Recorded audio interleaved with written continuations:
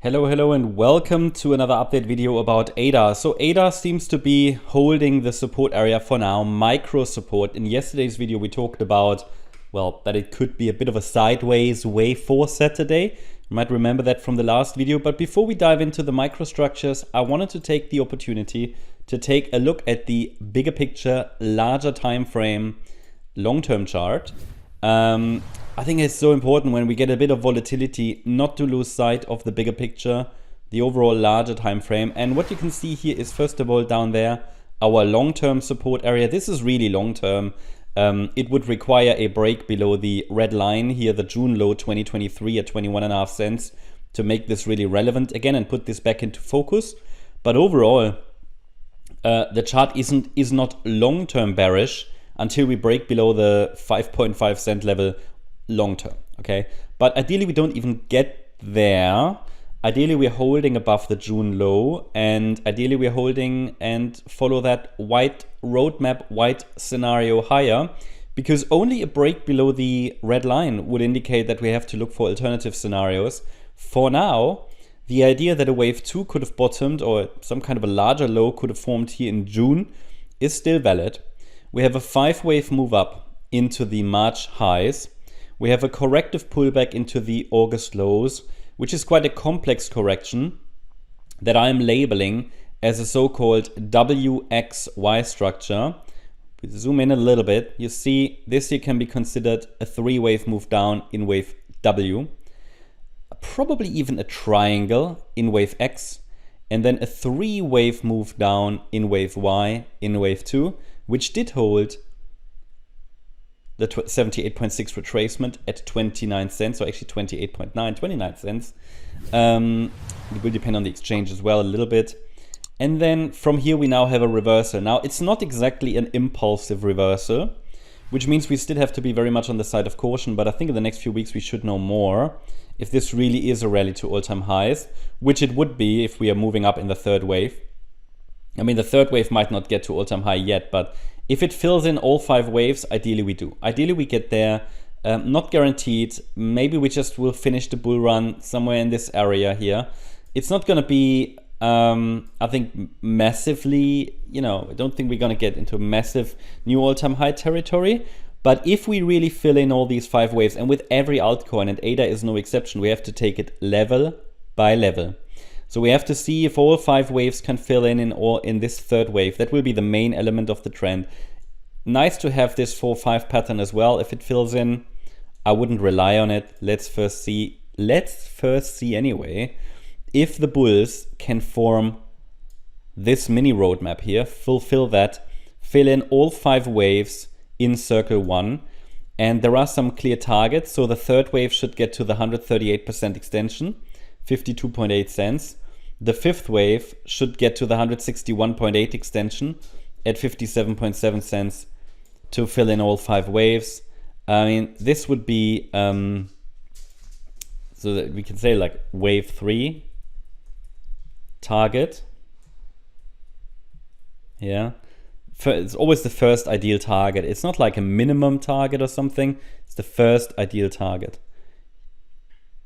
And yeah, you could nearly say it's nearly minimum, right? But it does, if we get to 51, I mean, yeah, but 52.8 is what I'd like to see. Next roadmap, and then wave 5 should get to at least 1 fib higher. So this would be the 57.7 cent level, and that would be the wave 5 target. Obviously, you can always extend, right? But the point is, if we don't get 5 waves that reach 57.7 cents, I wouldn't really want to call that a viable 5-wave move in wave 1. So main takeaway is we're watching first if the bulls can take the price to 52.8 cents. We've now reached 45.8 cents, which I pointed out as resistance in one of the previous signals I sent to our gold members on Discord. It's not only Fibonacci resistance, the 100% extension is always an important resistance level. It's also structural resistance here from the swing high from July. So we need to push above that, possibly next week or so. Complete the third wave, then get a 4-5. Now, as always, there are a couple of ways how this can happen on the smaller time frame. We can even debate if the wave 2 sits here, if the wave 2 sits here. That's impossible to work out right now, but it could be an ABC running flat in wave 2, or the wave 2 did sit here and the wave 3 is just an ABC structure. Both interpretations are possible. They would lead to a similar result. I would say we shouldn't waste brain cells on it. It doesn't make a great difference. So if it doesn't matter for practice and it's simply an academic discussion, it's kind of pointless, right? Because this here is to give traders and investors an idea of where the market could be going with relevant support and resistance levels, and it really doesn't matter if the wave 2 is here or here. It also doesn't really have an impact on upside targets or support levels, so yeah, it's pretty much pointless. Important is to understand now what the next support levels are on the smaller time frame. So yesterday someone asked me if I could also point out the more relevant Fibonacci levels here, which I just did, right? What I haven't done yet is, okay, look, if we get wave 1 complete and wave 2, where could the third wave go? Now, this is difficult to say at this stage because we can really only calculate the target for the internal third wave once we have the initial 1-2 setup complete. But common target would be the area around the 1.236 extension of the larger degree, so like 140, yeah, 170 maybe, then we get a fourth wave pullback and then a fifth wave possibly to 236 or 295. So these would be the next ones, but you know, we haven't even formed the first 5 wave up yet, so I wouldn't really focus on this yet, because we first need to see if the market can actually fill in all these 5 waves on the micro level. And the micro level tells us that to see the 5 waves here, yeah, this is just sort of what I showed you on the larger time frame, just now on the 1 hour time frame in a little bit more detail. So we are now, we've reached this blue area there, right? So we've just reached this blue target zone, 45.8 cents. We need to get to 52.8, 52.9 cents in a third wave at least.